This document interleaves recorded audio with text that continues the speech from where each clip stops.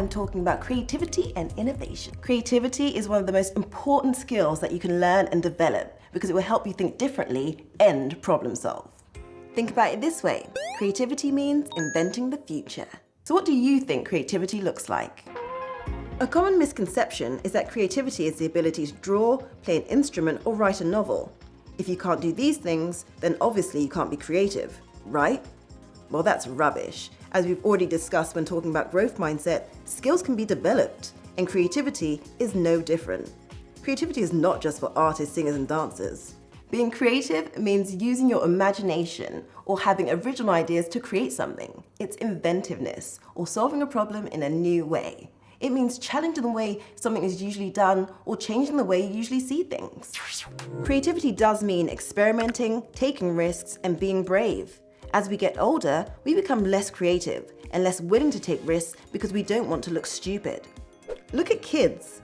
They don't have any problems being creative, drawing, painting, playing dress up, using their imagination.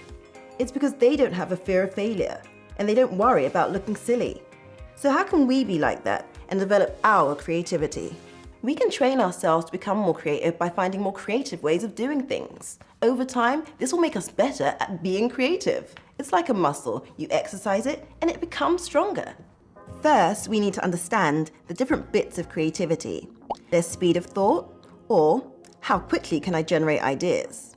Thinking faster is a hallmark of creative genius. Then, there's originality of thought, or thinking outside of the box. This is about coming up with original ideas. There's flexibility of thought, which is about looking at a problem from different angles. And there's imagination and association, which is about having ideas, but then connecting that idea to something else to create a new combination. Think about these different ways of being creative. How can you develop these in your own life? Sometimes people struggle to really let go and generate wilder ideas. I want to give you a real example of how you can start with a wild idea and it develops into something practical and amazing. A team were brainstorming about how to help dementia patients remember to take their medicine. People with dementia often forget, and it's a really big problem. In the session, someone said, let's put an elephant in the room. An elephant never forgets, and you can't ignore the elephant. You can't really put an elephant in the room, but it started a train of thought. And that train of thought led to the invention of a device fixed to the wall of a person suffering with dementia.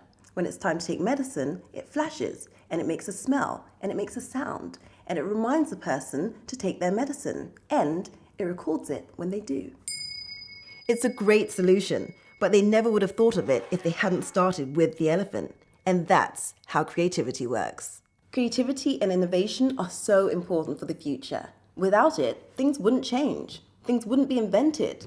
We wouldn't have life-changing inventions like the internet or electricity or antibiotics. It's so important.